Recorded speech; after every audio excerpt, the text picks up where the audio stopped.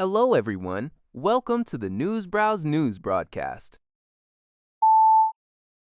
City News Everywhere reports that Toronto police are currently investigating a targeted shooting incident that occurred in the Fort York area on Sunday afternoon.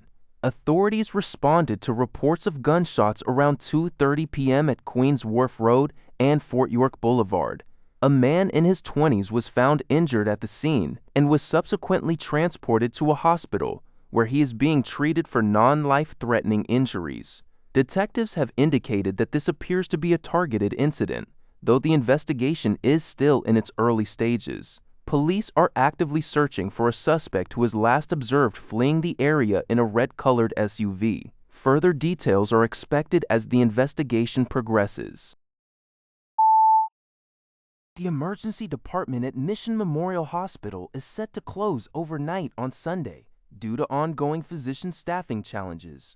The closure will begin at 5 p.m. on Sunday and is expected to last until 8 a.m. on Monday. Fraser Health has stated that patients arriving before the closure will be seen by a physician before the end of the current shift.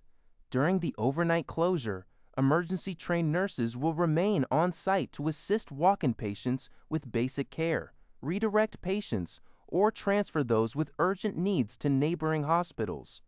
For life-threatening emergencies, the public is advised to call 911 and individuals will be transported to the nearest appropriate facility. All other services at Mission Memorial Hospital will continue to operate as usual.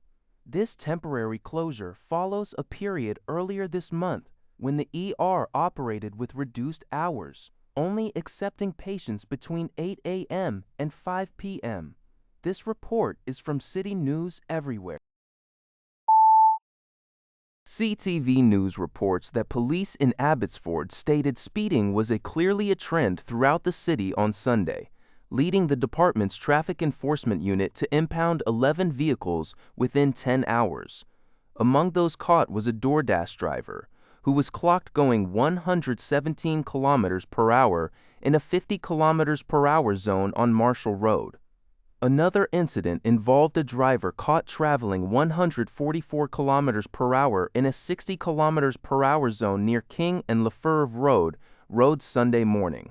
Furthermore, police noted that one of the drivers whose vehicle was impounded for excessive speed was also found to be impaired. The Abbotsford Police Department indicates that so far this year, 163 vehicles have been impounded for speeding, and 435 impaired drivers have been removed from the roads. CTV News reports that several individuals sustained injuries in a two-vehicle collision that occurred in North York on Sunday, May 31, 2026. Emergency services were dispatched to the intersection of Black Creek Drive and Lawrence Avenue West at approximately 6:54 p.m. Paramedics confirmed that two people involved in the crash were transported to a trauma center with serious, life-threatening injuries. Additionally, 3 other people were taken to a local hospital, all in stable condition. Authorities have advised motorists to anticipate significant road closures in the affected area as the investigation and cleanup continue. The Canadian press reports that approximately 300 signals workers with Canadian Pacific Kansas City Limited, CPKC, have begun a strike after the International Brotherhood of Electrical Workers, IBW, union's 72-hour strike notice expired without a deal. These workers are crucial for installing, maintaining, testing, and repairing railway signaling and communication systems across CPKC's extensive network, stretching from Vancouver to Montreal. Despite the work stoppage, BKC has stated that it has successfully implemented contingency plans, assuring the public that safe and efficient rail service continues across Canada. The railway company emphasized that its wage and benefit increase offers were consistent with collective agreements reached with other unions, and urged the IBEW to end the strike and accept binding arbitration to resolve the dispute.